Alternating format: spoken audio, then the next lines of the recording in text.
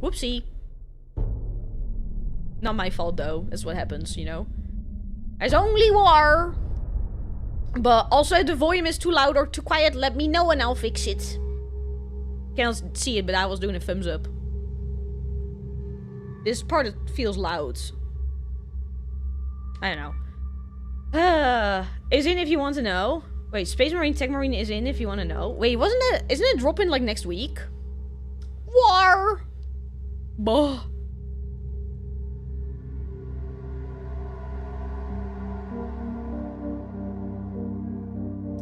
Before I jinx myself, how bad can it be? When we look at the lives of those serving the Imperium, we must also understand that it is assumed that all of their service is at the behest and honour of serving the Emperor of Man and the Imperium itself. Now, while the official line from the Administratum would be that to give yourself in whatever means are required for the betterment of the Imperium is a noble cause, just and above all else a required task, it's worth remembering that these people are still humans serving in the Imperium, not superhuman Astartes or fanatical religious zealots, not cultish machine worshippers or drug-crazed hive gang members, just your average person trying to stay alive and do the best that they can. Now, while undoubtedly citizens of the Imperium know that they give to a greater cause and are indoctrinated from birth into the imperial truth, at the same time you can't escape the harsh realities of some of the worst jobs imaginable for those poor saps who end up designated with such a plight in the grim darkness of the 41st millennium.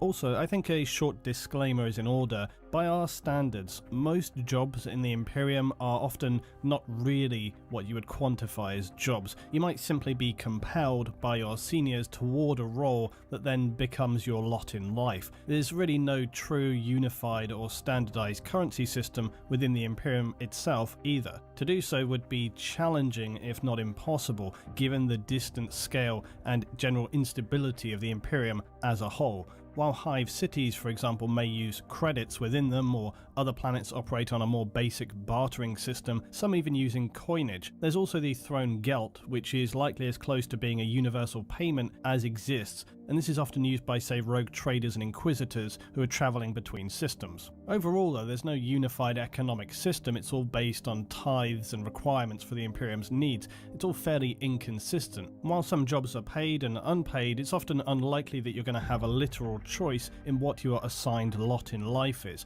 People aren't going to be going out to school and then choosing a vocation, although obviously for some jobs, some roles, some level of moderate education is required so that you can best interact with the materials and data slates that you're having to handle. But you as an individual are an unimportant speck in the grand scheme of the Imperium, and you will do what is required of you, because that is your reality. Moreover, most of the Imperium trades in commodities. This can be raw materials, military hardware, and very often humans. So more than likely you are an asset and will be utilized however the Imperium sees it. The best way to visualize currency in the Imperium is that it's all system specific for the most part, and within a hive, for one, you are likely never going to leave, and so its credit system would be very specific to that location. There's no need for it to exist outside of that. Think of it like company money. You get paid by the person you're working for, who then also happens to simultaneously produce all of your other requirements. So you then are being paid by and paying back into that same company. It's a good way to basically regulate what the citizenry are using and ensure that everybody gets their fair or perhaps basic requirement share of things. Now, you think you've got a worse 40k job in mind? Well, throw it down in the comments and maybe I'll include it in part 2 of this if I do a follow-up. And if you guys enjoy this and we open it up... He did do a part 2, right? Because when I looked earlier, there was a part 2. Up to where that we plan the research, I really look at what we know, the size is very small, I'm not gonna lie, the whole start about the currency, my brain was already like, huh? What? What did he just talk about? What? Being working for Sony and getting paid in Sony Funbucks that you can only spend in the Sony store. Oh, so it's like, imagine you work for Fortnite and you got V-Bucks and you can only spend V-Bucks on the game, so you're kind of just feeding back into their... Oh, okay, that makes sense. Why does that comparison make sense to me? Why does that work on my brain? Okay. Well, god damn it. The average person doesn't live in a hellhole like a lower hive or a forest world. Almost everyone lives in a green world, favor of the Roman world, like normal lives do with greater technology. Hey. Because this is the lore contradicting it again. This is the lore contradicting itself again. I feel like the lore contradicts itself quite often. Or at least it feels like it. Or maybe it's just my brain thinking that. To even some more loose speculation for different parameters and different aspects of Warhammer 40,000, this could become an ongoing accompanying series. So now in no actual order of horror, to begin with, servitors.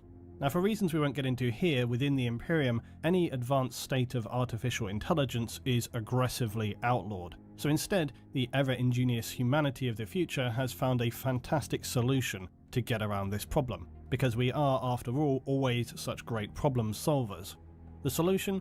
Well, as is always the case, there is a plentiful supply of human plebs, criminals, and general undesirables. So how about we part lobotomize them, hopefully they get the gift of being mind-wiped, and then fuse what's left of their still living but now eviscerated carcasses into a somewhat functional cyborg. It's not really— Sorry, hang on. This is the first one.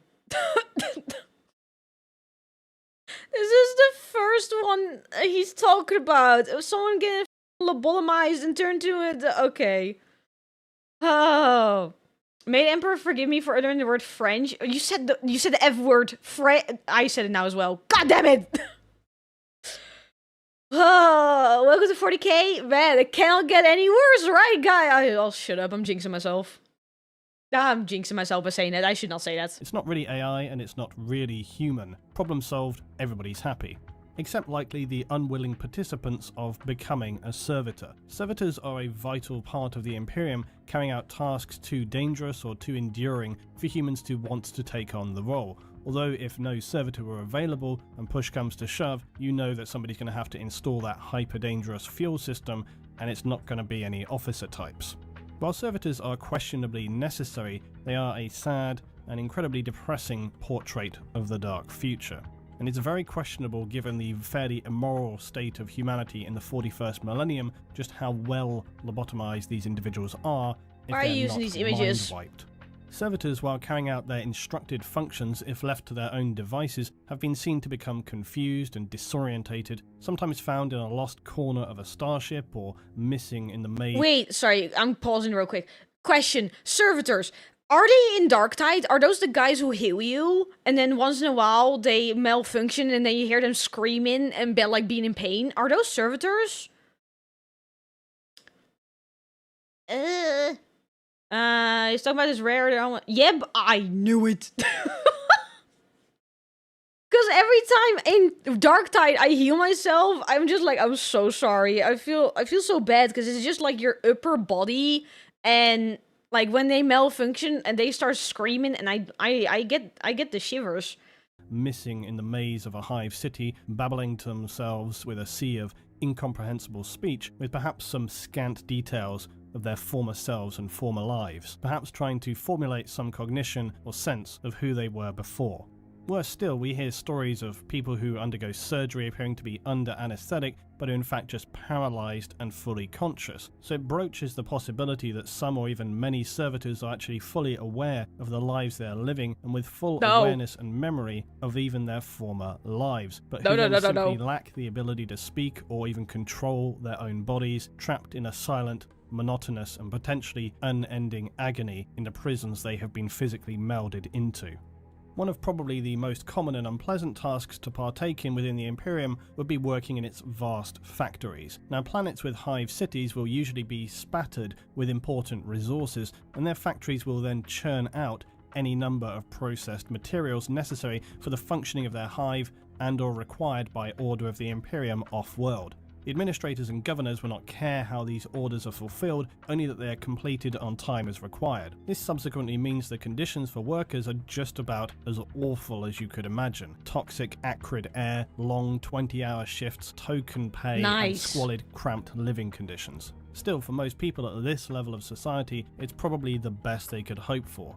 Upward mobility is not a thing, and the only other options being to slip into vagrancy and an underhive of horrors. Even then, this is a class of citizen who no one will blink an eye if somebody goes missing for whatever horrible reason, and still grinding day after day in a factory of hot, dangerous, and likely condemning you to a slow, agonizing death as your body is ravaged by fulfilling your work quota, coupled with the slow poisoning it receives every day, is hardly an appealing alternative, but it's the best that many can hope for. An Imperial Guardsman. Now, while a guard... Man, and that was the first one. Okay. God damn it, that is awful. Might have misspelled. Anyway, it's server, but they keep but they keep you intensely self-aware afterwards. The fact that during the whole procedure you're conscious and probably aware of everything, and then afterwards you're like just live. Oh my god, the horse in it. I know, but every time I get surprised by how cursed it is. Oh my god.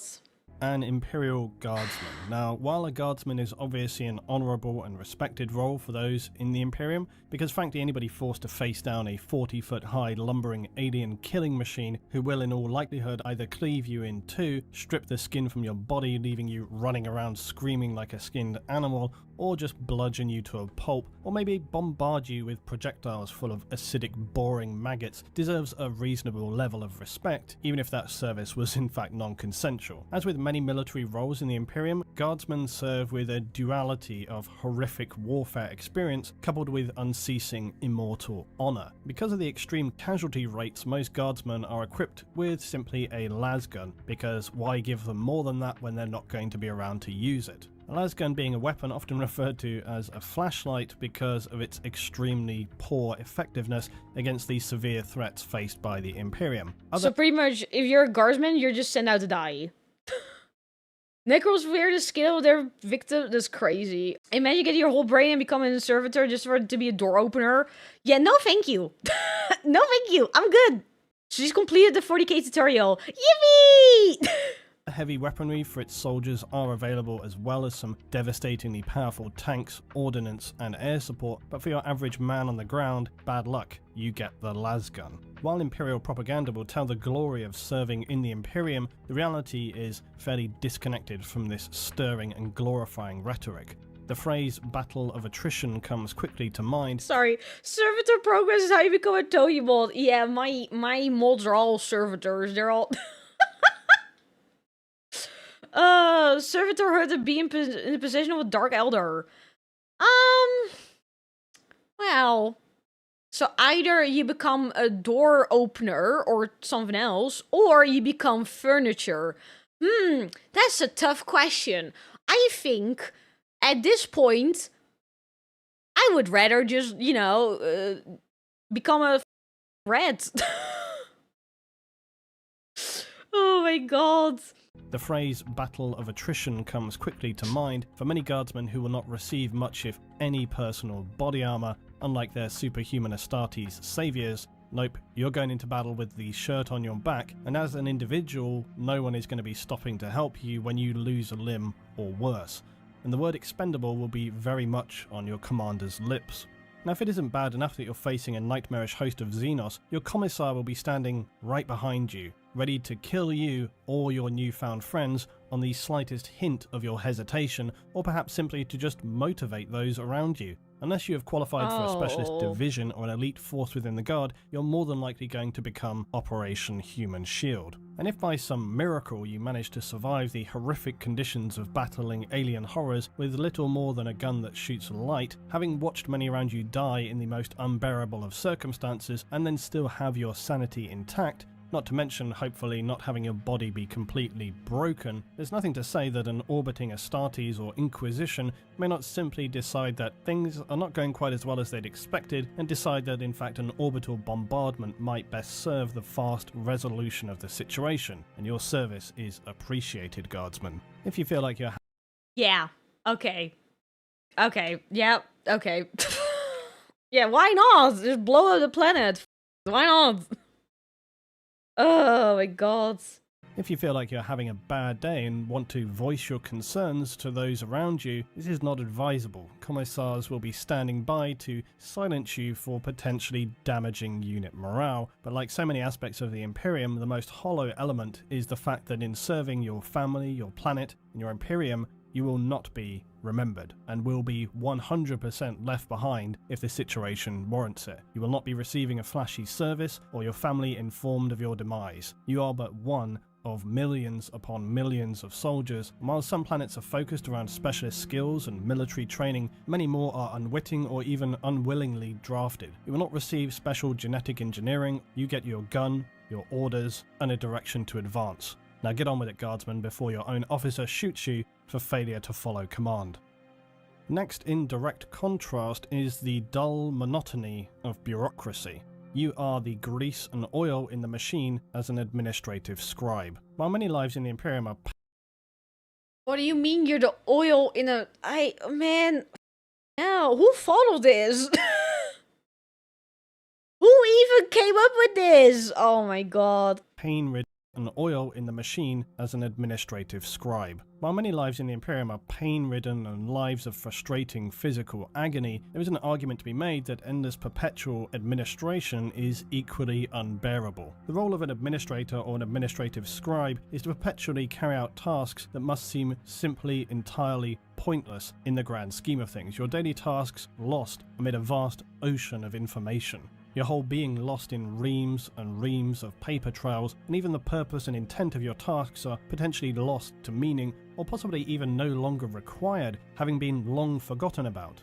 Billions of clerks, scribes, and general admin staff work tirelessly to manage the Imperium at every tier. Compared to others, this may seem like a sweet job to land yourself, but imagine having to do the same thing every day, without end, without opportunity, and without meaning. In many respects, it's the closest thing to hell for many. Pointless tasks with no thanks or appreciation, no sense of really contributing anything to the greater whole, cold, harsh working conditions, still subject to the same brutal rules and regulations that dictate all Imperial life. Indeed, the very nature of the complex bureaucracy that is strictly enforced allows little room for error. Regulations, forms, protocols, and process is your life. Worse perhaps is to live a life of blind ignorance of the goings-on beyond the walls and confines of your endless daily data processing. Many administrative positions are considered hereditary as well, so you'll be committed to a life of permanent placement facing logic engines and cogitator workstations. For an administratum scribe working in their specific sub-departments, all must be recorded, catalogued, completed in quadruplet, processed, and then as long as centuries later, finally archived. The whole process is grindingly slow and dull beyond the strongest possible interpretation of the word. And as a final insult, you must fulfill your role accurately and efficiently for the entirety of your servitude. Failure to do so risks intervention by the Inquisition. Administrative departments who have failed to maintain an acceptable level of efficiency, or worse, make a catalogue of errors, may be subject to mass summary executions by Inquisitors for crimes against the Imperium. As a simple cog in a machine, you could also unknowingly participate in a scheme of upward conspiracy and corruption and be judged for this without even having been aware of doing so. A thankless, soul-destroying job where you'll likely never see anything beyond the incarcerated walls of your administrative vault sector. Now the human... Okay, but like, can you at least, like, I don't know, have a pee break? You know, maybe, probably not. Oh, why not? No? Oh, okay, well... See, I just think to myself, like, if that's my job, I would probably make a mistake, and I would just... A break? Yeah, you know, it's probably a stupid question. They don't get any breaks. They get nothing. You just sit there and you just work. 24/7, no breaks, no pee breaks, no sleep, no food. Do they eat? Ah, what a sad life. Might just delete your entire department because reasons. Oh yeah, the entire thing you've worked hard on for years, they'll just delete because, you know, why not? Have like some mush. They probably get it pumped into them. That's probably it. Batteries. Oh, Psyker. Oh, yeah, that job where you connect to the warp. Oh, yeah, you know, that's gonna be my favorite one. I cannot wait to be a Psyker. Hell yeah, let's go. Now the human batteries, otherwise known as Psykers, used to fuel the Emperor atop of his golden throne, Unsanctioned psychers are continually hunted by the Imperium, and when discovered they will likely be transported off-world to return to Terra in what are referred to as the much-feared Black Ships. As an unsanctioned psyker, you'll be assigned to one of two roles for the Imperium: training to a full operating psyker or a psychic human battery to fuel the Emperor and the Astronomican's daily required injection of psychic power. Unsanctioned psykers represent a great threat to populations as they run the risk of unwittingly becoming a portal for demonic incursion, and those imprisoned within its cavernous, permanently dark, freezing cold holds on the journey back to Terra, with thousands of other unfortunate members being probably the most harrowing part of the ordeal, as these untrained psykers will expel their panicked and fraught emotions all around them. As such, only the most mentally strong Sisters of Silence will crew these vessels so as to be able to withstand the constantly soul-numbing despair of the incarcerated amateur psykers. For the majority, So either you become a meal for Big E, because he needs a lot of fuel every day, you know how it is, stuck to that chair, cannot move, or you just become a GPS. That's great options. For the majority of these poor souls, upon reaching Terra itself, their fate will be psychic disintegration, as they're consumed by the Emperor and the Astronomican, their very mind, soul and body being consumed in agonizing psychic fire, and their bodies and brains are burned to ashes. But it does keep the Imperium's lighthouse lit for another day at least. An unpleasant but perhaps at least highly appreciated task to carry out in your service for the Imperium is that of refueling a starship warp drive. And this has scant documentation on who specifically carries out this role, but it is described as being similar to a funeral procession. Those chosen to carry out the task will begin by leaving an airlock to cross the service deck of a ship, wearing robes of grey metallic thread connected up with valves of long cabling, all wearing thick lead gloves as they carry their heavy metal caskets upon their shoulders. The service staff's eyes, nose and mouth will be similarly fitted with these connective valves, the unknown material they carry within these caskets evidently being extremely hazardous, for as these individuals cross to their objective, their flesh, skin will slowly cook and be burned away. This process being described by tech priests as the most perilous operation a vessel could undertake, barring actual combat. As the procession of staff would approach the warp drive central column, the casket carriers would become even further physically damaged and even start to disintegrate, but being driven perhaps by the chemicals and gases being infused into them as pain suppressors and some chemical concoctions to enable them to carry out such a task, they lumber forward. But the closer the carriers come to the drive itself, the more they begin to stagger and their metallic robes deteriorate. Their infused chemicals keeping them barely standing as their bodies begin to quite literally fall apart, chunks of flesh and matter falling from their person as they push on to deliver their fuel to the drive. The casket would be finally pushed into a socket of the drive column as some of the carrier's limbs would detach and strips of muscle and bone hang down from their gaping robes. Servitor-like machines would collect the remains of the carriers and scrape these into yet more caskets before tech priests offer prayers to the machine god. With the last great effort, the final casket bearers would load their fuel into the drive before the doors would rapidly shut. The robed shells would now be retracted to the entry point, and the ship's captain might be heard to utter, "Emperor, preserve us," before finally turning away from the harrowing scene playing out on the engineering deck of their starship. What the huh? What the do you mean? What do you mean you're oh my god. You might get pain meds. Wait, what do you mean might? I better hope that you get like a lot of morphine pumped into you. God damn. Oh my god, was the progress of melting down? No, thank you. No, thank you. The mental image of just skin and muscle stringing together? No. No. No, no. They give you an aspirin? Ah, it's just like my Dutch doctor telling me, just take a paracetamol. Okay. Okay. Everything has to be done by hand. Imagine life in something like the 13th century, essentially the Middle Ages, where anything like 90% of the population spend all of their time every day working the land. This is life on a feudal world. There are a few citizens with specific jobs working stone and metals, but your average person's life is doomed to endless hard labour. This physically destroying job is carried out from dawn to dusk, year-round, with the populace likely surviving on a meagre supply of its own productivity. A high mortality rate of disease and infection, industrial accidents with primitive machinery or domestic complications like no medicine to prevent women from dying in childbirth, this all in and of itself sounds hard enough of a life, but imagine, if you will, the job of a feudal gong farmer. Now what is this scintillating job?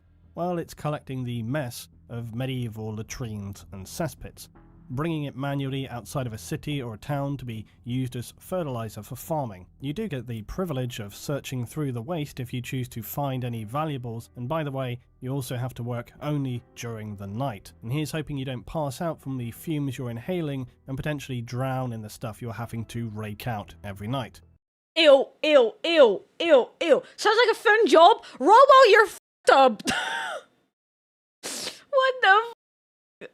Make a good rogue trader? What am I trading? My sanity? Oh my god. Corpses are used as fertilizer. Oh my god. I feel like the smell alone would just make me vomit, like, every single day. Oh. And for those on a feudal world, to top it off, an Imperial Administrator will be watching from an orbital platform, and that's about all the defenses your planet has. So let's hope no blood-crazed orcs, hungry tyrannids, or immoral demons come wandering by.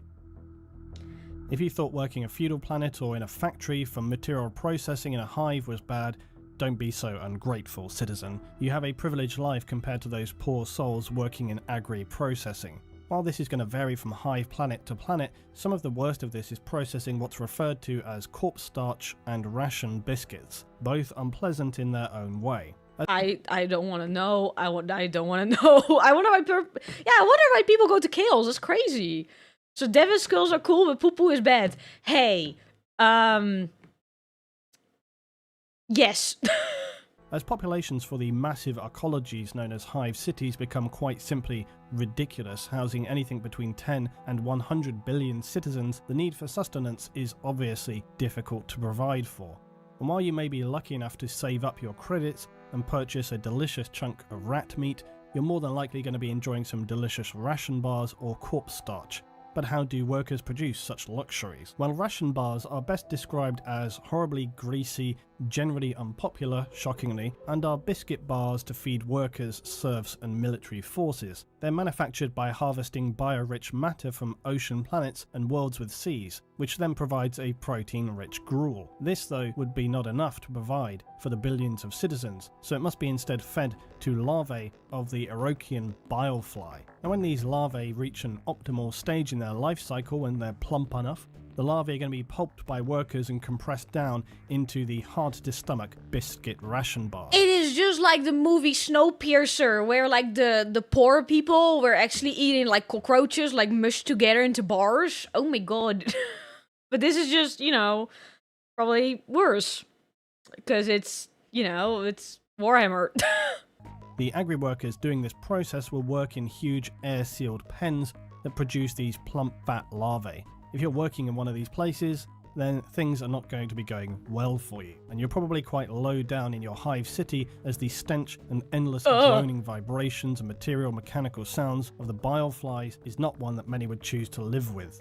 Still though, it could be worse. You could be producing corpse starch, which is about as appealing as it sounds. This material is bland, filling, and relatively nutritious because it's basically reconstituted biomatter mixed with animals, plants, discarded organics, and of course rumoured to include human corpses as well. While this is undoubtedly frowned upon by various administrative departments of the Imperium, it's one of those things that a planetary governor is going to either sweep under the rug, play down, or full-on cover up. It's never out and out a disclosed ingredient, but highly suspected that one way the population are able to be adequately fed is the mechanical reclamation of human biomatter, albeit then diluted by various other organic materials. It's like so many sorry. No. Oh my god. I am so glad I did not eat before this video. Love colors, corpse starch. Some bugs are very nutritious. Some people also eat like grasshoppers and flies. Some people eat them. proteins. But you know, this is you know, I don't think any of us would eat corpse starch. At least not by choice. See, if my choice was either starving or corpse starch, you know, no, I think I don't know. It's like so many things in the Imperium, on the borderline of being acceptable. And when faced with limited options for feeding your population, the alternative being violent food riots, then it becomes a necessary evil. Pity though the workers who have to work in the stinking immoral environment where you must process endless stinking vats of biomatter, perhaps seeing some things that are going to be difficult to forget as you catch your eager 4 hours of rest before getting back into the production line. Hey, they get breaks! They have breaks! 4 hours! They have a 4-hour break! Woo! The Elder has a problem with the... What do you mean, Elder? Now, I am yet to cover the assassins of the Imperium, but one aspect in being selected to work as an Imperial assassin is their pre-training. Now, as with most Imperial roles, it's quite unpleasant. But specifically, the role of the Eversa Temple, which disturbingly leans towards using the youngest recruits as they are less developed and therefore easier to bioadapt later in surgery. To start off with, most recruits will be orphans from a death world, of which there are quite unsurprisingly a plentiful supply in the Imperium. These recruits, after some base training, will be transported to Terra, but en route they will continue to be trained by a survival of the fittest assessment. These very young recruits will engage in what can best be described as an ongoing battle royale of wills, initiative, and resolve. Recruits are required to survive on minimal food, even minimal oxygen, for days on end, as well as continual forced fighting between themselves. This could be armed, unarmed, in near total darkness, or distracting aural and lighting conditions. Heat, cold, varying levels of gravity from the thin to the severe all will be factors in their assessment. When they eventually reach Terra, there could be anything below 1/10 of the original number of recruits who have survived this harrowing ordeal, or perhaps not at all if their assessors deem them unsatisfactory to requirements. The recruits though will then be organised by the temple they are best suited for. Eversa assassin recruits face though the further horror of being now forcibly bioengineered. These youngest recruits, who are essentially children, will be turned through this process into unstoppable drug-fueled killing machines. To achieve this, the Medicus adepts will use a range of genetic adaptation, endoskeletal restructuring, bionic implants, and infusions of chemicals to turn the previously human youth into a nightmarish weapon that can barely be controlled by its own leaders. Their cerebral cortex will also be enhanced and the brain fitted with Lobo chips. These will amplify the assassin's state of mind to either raging hate, pure determination, or extreme fanatical drive for the love of the Imperium at any cost. This whole process is unpleasant and far from risk-free. Many subjects will die of massive multi-organ collapse as their bodies struggle to handle the severe restructuring. And this is not to mention the inevitable side effects from being turned into a bio-enhanced, drug-fueled, borderline if not psychotic killing machine. Past this point, the assassin... Okay, you know what I said about how bad can it be? Yeah, I regret saying it. So, lobotomy... Yeah, that is the short description. That is, you know, what a pleasant job. What a great job. Hey, okay. Past this point, the assassin will continually attempt to balance the complex cocktail of chemicals that's fueling and simultaneously poisoning their system. Finally, at the end of all this, the assassin will be placed in cryosuspension, their bodies so drug-fueled and their own mindset so completely unstable that it's easier than keeping them actively conscious. Before a mission, they're going to be placed into a drop pod and then fired down to achieve their task. Becoming an Eversa assassin is likely one of the worst jobs in the Imperium, as your life is nothing but soul-destroying pain and servitude to be stripped of everything you were and used as an indiscriminate weapon of the Imperium. Now, penal... That's great. Penis? Sorry. Horror images, girl, these are tame compared to the cesspool of... still. You're a bug sympathizer? Hey, the buggies are... Well, they're not that much better, actually. Considering how tyranids are, they're not that much better. Now, penal legions are the dregs of Imperial society, so you can imagine these are some less than capable individuals. These are usually members of the Imperial Guard and PDF who have perhaps not been executed on the spot for their crimes and instead commuted to a life sentence in the loosest definition of the word. However, a penal legion can be easily made up of murderers, maniacs, thieves, in general criminal elements of society, or just those who were far too incompetent in their duties and have been sentenced to play some more mildly useful role for the Imperium. These legions, though, unfortunately, are basically the waste dump of human society and are forced to wear explosive slave collars that are more about turning the troops into human bombs than a disciplinary incentive. They march in a shambolic way towards their goal, or perhaps run if they're crazed, and then perhaps to just encourage those around them with whatever they're meant to be doing. Maybe a few of them will be blown up and detonated here and there. But is this the job we're talking about? Well, no. In fact, what we're actually sparing a thought toward are those tasked with maintaining control over these plebs. Penal Legion overseers essentially have the unfortunate task of herding a bunch of shambolic, potentially murderous and psychopathic cats. Some of the Penal Legion will relish their role and accept their death running headlong into the enemy, but others may fall into mental ruin, just falling to the floor crying, unable to move. Others may try to run away or simply just lash out and kill those standing around them. As frustratingly soul-destroying as such a task is, those commanding a Penal Legion are usually well versed in dealing out punishment, cruelty and incentives to their force, and will lay down brutal levels of discipline. Despite this professionalism though, it's still likely one of the most frustrating roles to have to command in, with a force who are potentially just as happy killing each other and themselves as they are the enemy. So now to finish, I'm going to have to break your immersion. But the truest worst job that could exist in 40k is, well, whatever you can draw from your own imagination. Because this might seem like a cop-out, but it's actually the real bedrock of 40k. Because while it has embedded canon and non-canon lore, it's also a world whereby you, as a participant, are encouraged to use your own imagination. The civilian life of the Dark Future is very poorly documented, and really we only have scraps of information compared to the endless raging warfest that is ongoing between various factions.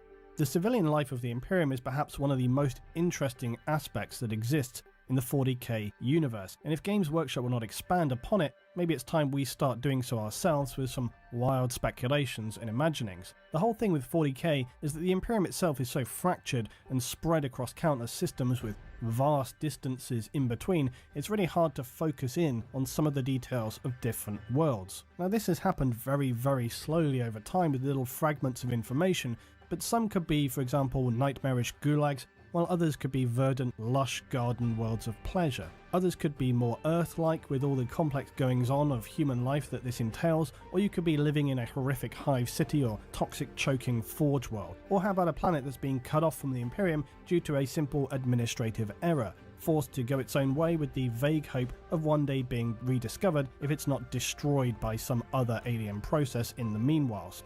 And this for me is one of the most enjoyable parts of Warhammer 40,000. You can use your own imagination to build a whole narrative given the existing lore and framework of the factions within it. Often the world of 40k draws on real world history, and it's something that I really love the idea of doing in creating whole descriptions of planets and locations that are non-canon and entirely fictional. Perhaps this is something I'll find time to do, perhaps it's something you guys would be interested in me doing.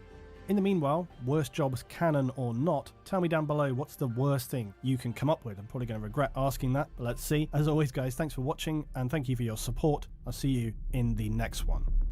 Okay, now I'm kind of curious though. Hang on. What are the comments like? Hang on.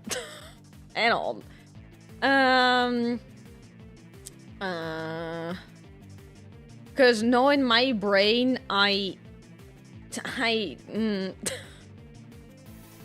have been thinking about Dark Elder. Oh my god. You know how bad it is? I honestly, all of these were just... I feel like the most awful one was probably being a servitor. Just because of the fact that you're conscious. And after the whole procedure, you're half conscious and you might malfunction and then be conscious again. I feel like a Psyker was pretty bad, and a Starship the Starship Refueler, I think, was one of the worst. That was awful. Getting burned alive? God damn. God damn it. That's crazy. What the f? And there's a part 2 as well, right? Because he did a part 2. Yeah, he did a part 2. Bye-bye. Bye. Thank you guys for being here. That's all. I have nothing else to say aside from just bye.